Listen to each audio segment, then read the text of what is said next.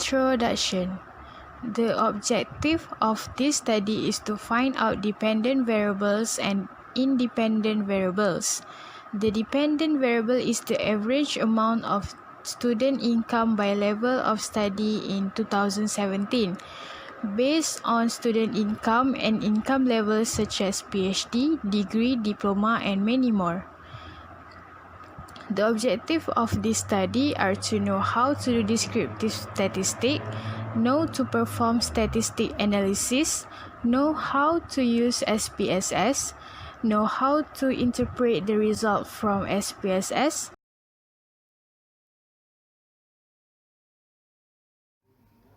The table above shows the income statement of level of study. I took that information to the www.jabatanstatistikmalaysia.com and put that information in the table so that our group could easily reference the information.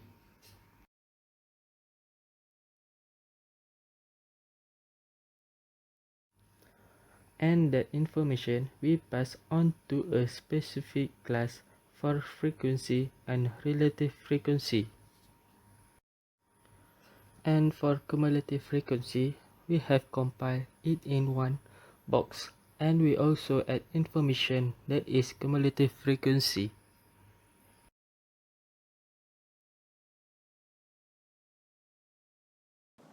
Assalamualaikum. Now I want to talk about graph. For this assignment, we use two graph. It is frequency polygon and ogive.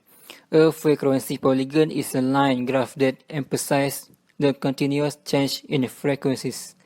The following properties must be followed. 1. The horizontal scale in the point of the data values. 2. The vertical scale measures the frequencies of the class. 3. Plot point that represent midpoint and frequencies of each class and connect the point in order from left to right.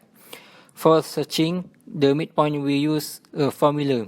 It is lower class boundary plus upper class boundary and divide 2. The construct the frequency polygon. Use the same horizontal and vertical scale that were used in the graph before label with class midpoint.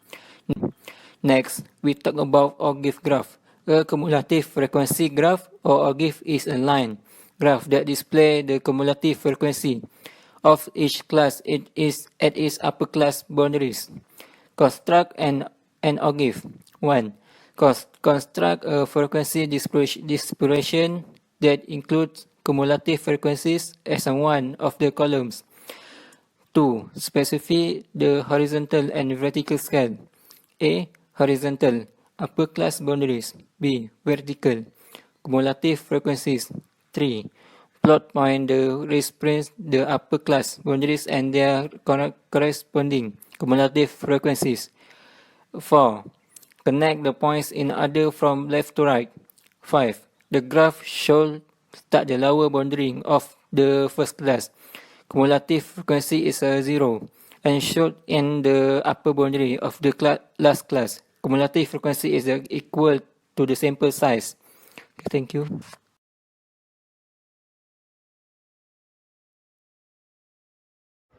.0 Measures of the average amount student income by level of study.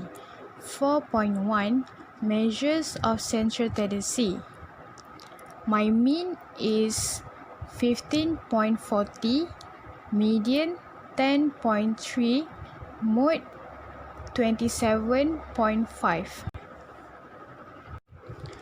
Next is 4.2 Measures of variance.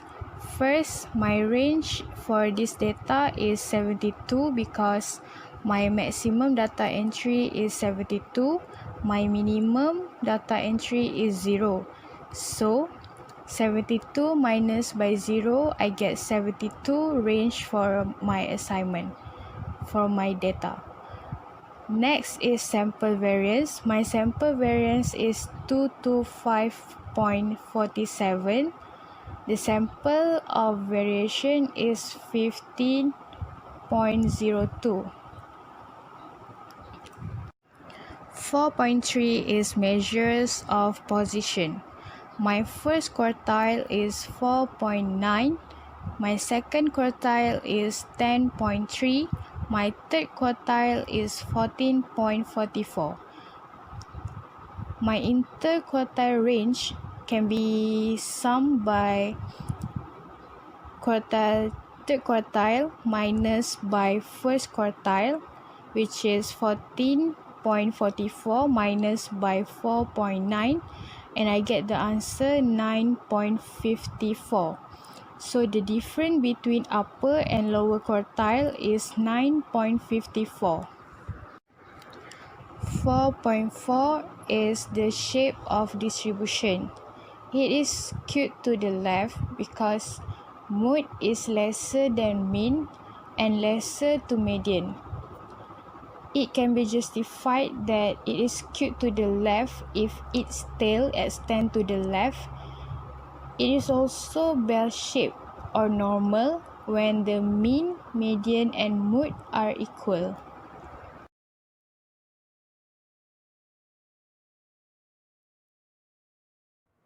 Question 5a. The value measures of central tendency, measures of variation, measures of position, and compare the answer from question 4.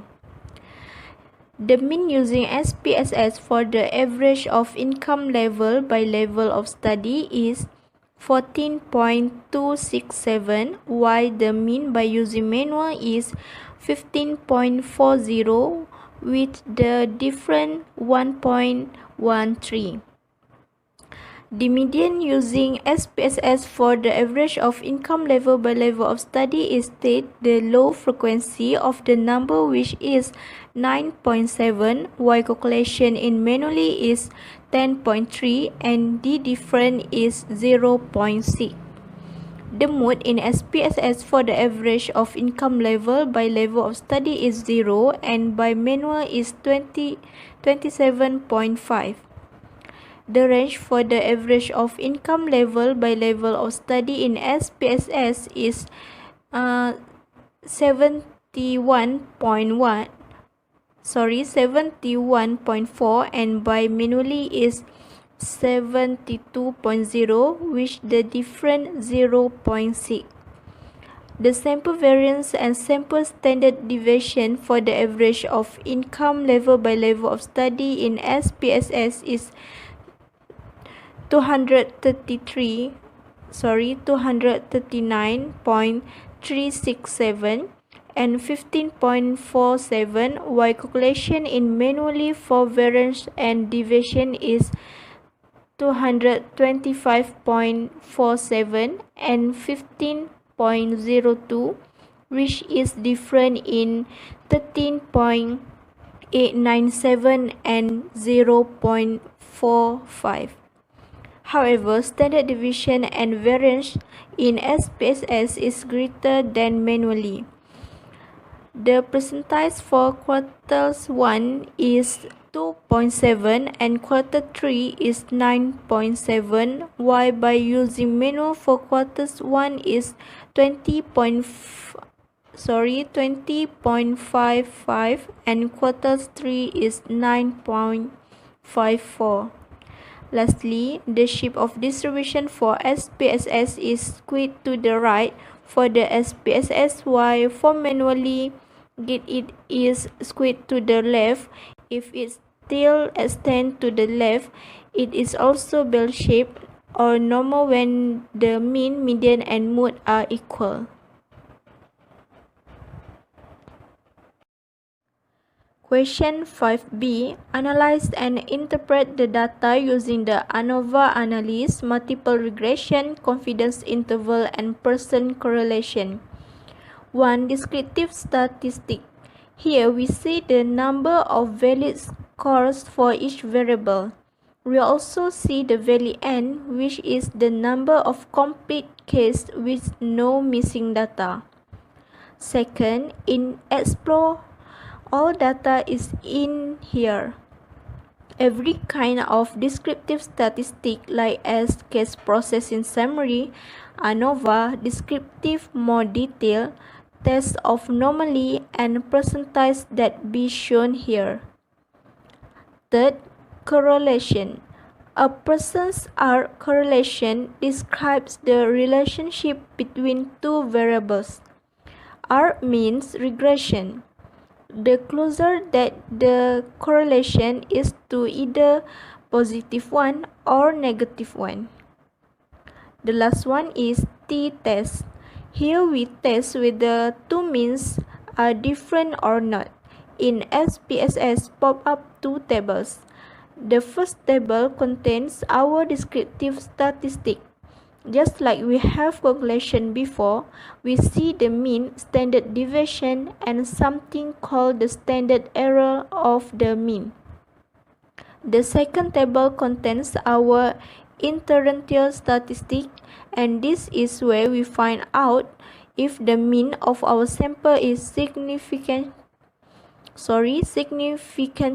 different from 63 or not. That's all from me. Thank you.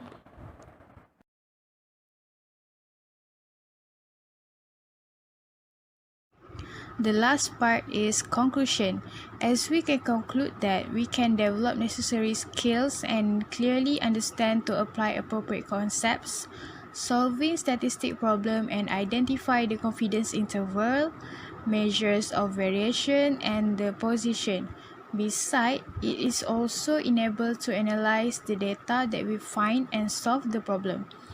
We also apply what we learned from this course to this assignment that involve the entire topic that we learned in business statistics subject, and we have did a brainstorming together to complete this assignment on time.